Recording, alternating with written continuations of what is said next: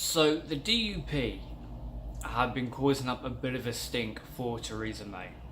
Now, going all the way back of how the DUP got involved, May bought them. Essentially, that's what happened. There's no money for teachers, for NHS staff, for social workers, for fire and rescue, for the police, but there is £1 billion for the DUP, an incredibly hateful group. That kept May in power. That allowed May to go on for a little bit longer, lining her and her husband's pockets. But they are now threatening to pull out because of her Chequers plan.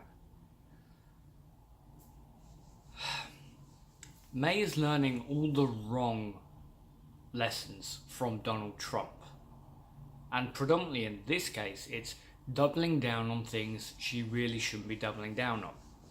When she first concocted this Chequers plan after 2 years of doing nothing,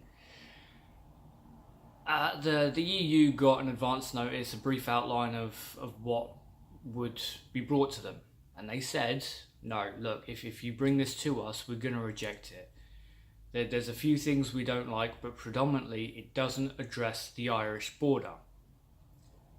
May ignored that, went to the recent summit, it got slapped down because it doesn't address the Irish border.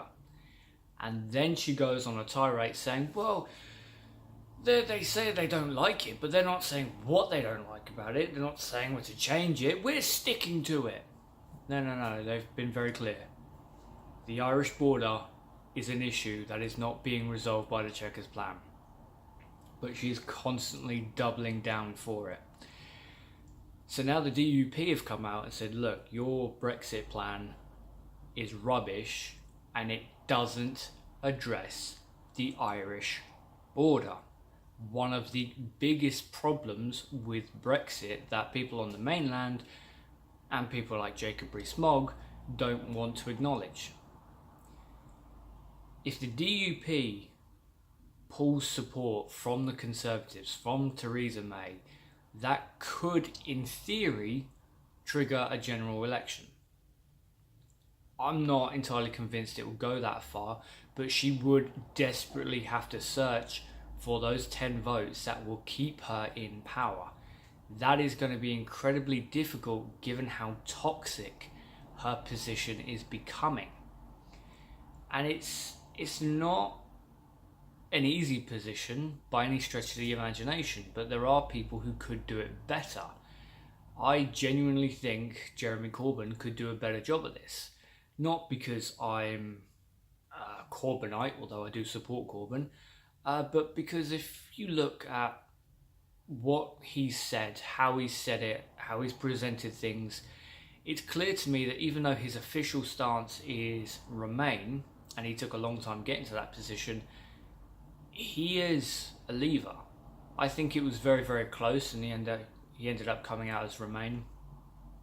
But he would genuinely throw himself into leaving and making sure that Britain would be fine after the fact. Leaving the European Union with no deal will be catastrophic. It's not a viable option, and let's face it, it's not Theresa May who will suffer. It's not Boris Johnson or that prick Jacob Rees-Mogg.